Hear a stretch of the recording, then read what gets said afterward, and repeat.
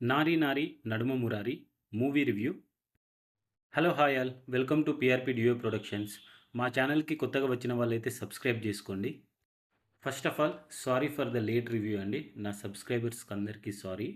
ఈ మూవీ నేను ఫ్రైడే రోజే థియేటర్లో చూద్దాం అనుకున్నా. టైటిల్స్ పడగానే నాకు ఒక ఎమర్జెన్సీ కాల్ వస్తే వెళ్ళిపోయా. సో మళ్ళీ నిన్న చూడడం కుదిరింది. సో ఈ మూవీ చూసిన తర్వాత నా ఒపీనియన్ చెప్పాలి అంటే ఈ సంక్రాంతికి పర్ఫెక్ట్ ఫ్యామిలీ ఎంటర్టైనర్ అనిపించిందండి. ఈ మూవీలో ప్లాట్ అంటూ కొత్తగా ఏముండదండి. సేమ్ మ్యారేజ్ అనేది ఒక కాన్‌ఫ్లిక్ట్ అన్నమాట. కరెంట్ లవ్‌లో ఉన్న అమ్మాయితోటి పెళ్లి జరగబోతుంటే ఎక్స్ అనేది మళ్ళీ లైఫ్‌లోకి వస్తది. సో, దాని తర్వాత వచ్చే కాన్సిక్వెన్సెస్ ఇదంతా కామెడీ వేలోనే చూపెట్టారు. మనకి మోస్ట్ ఆఫ్ ది టైమ్స్ ఈ మూవీ మొత్తం కామెడీ, ఫన్ ఇలానే ఎళ్ళిపోతది తప్ప ఎక్కడ మనం ఈ మూవీని సీరియస్ తీసుకోము. సరే, కామెడీ మూవీ, కామెడీ వర్కౌట్ అయింది అంటే మనకి 70% ఆఫ్ ద కామెడీ వర్కౌట్ అయింది. మూవీలో ఉన్నదే కామెడీ అండ్ అన్‌ఫార్చునేట్‌లీ కామెడీ గాకుండా మిగిలిన పోర్షన్స్ వర్కౌట్ అయినాయంటే అవి మాత్రం వర్కౌట్ అవ్వలేదండి. ఈ మూవీ డైరెక్టర్ ఎవరో గాదండి. 'సామాజ వరగమన' తీసిన Ram Abbaraju director. At the same time ఈ మూవీకి ఇద్దరు స్క్రీన్ ప్లే రైటర్స్ ఉన్నారు. అందులో ఒకతను భాను భోగవరపు. అతడు మనకి 'మాస్ జాతర' మూవీ తీశాడు.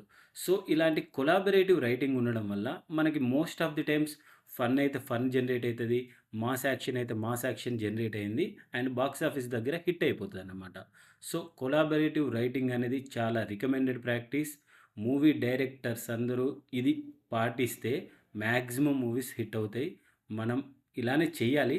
బట్ ఈ మధ్యలో ఎందుకో డైరెక్టర్స్ అందరూ ఇలా చేయట్లేదు. But collaborative writing is always top priority. ఈ మూవీ విషయానికొస్తే స్టార్ట్ అయిన తర్వాత కేరళలో ఎపిసోడ్స్ అయితే నాకు వర్కౌట్ అవ్వలేదు. బట్ మీకు వర్కౌట్ అవ్వచ్చు. బట్ కామెడీ విషయానికొస్తే గనక నరేష్ గారి కామెడీ గానీ అండ్ శర్వానంద్ అండ్ సంపత్ గారిది, షెర్లాక్ సంపత్ ఉన్నారు గదా! వీళ్ళిద్దరి మధ్యలో వచ్చే సీన్స్ నాకు 'రన్ రాజా రన్' మూవీని గుర్తుకు తెచ్చాయి. సో, నాకెందుకో కొత్తగా రిఫ్రెషింగ్ అనిపించింది. At the same time 'run Raja run' vibes కనిపించాయి. సో, ఇలానే మనకు కామెడీ ఉంటది. కొన్ని కొన్ని చెమకులు వెళ్తాయి అండ్ సిట్యుయేషనల్ కామెడీ. మరీ వన్ లైనర్స్ అయితే లేవు. పంచ్ డైలాగ్స్ అయితే లేవు. But most of the times మనం చాలా సార్లు చాలా బాగా నవ్వుకుంటాం. నరేష్ గారి రోల్ అండి. ఈ సినిమాలో మేజర్ హైలైట్ అంటే ఆయన రోలే. కొద్దిగా కాంట్రోవర్షియల్ అనకుండా ఏదో కొద్దిగా అక్కడక్కడ తేడా కొట్టినా గానీ, ఆయన రోల్ ద్వారా వచ్చిన కామెడీ అయితే భలే వర్కౌట్ అయింది. నాకైతే చాలా బాగా నవ్వొచ్చింది.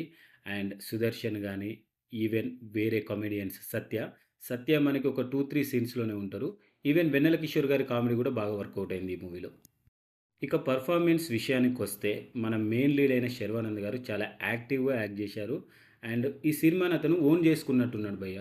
చాలా ఎనర్జిటిక్‌గా కనిపించాడు. ఇన్ని ఫ్లాప్‌ల తర్వాత గూడా ఇంత ఎనర్జిటిక్‌గా యాక్ట్ జేయడం అంటే ఇట్స్ ఎ గుడ్ జాబ్.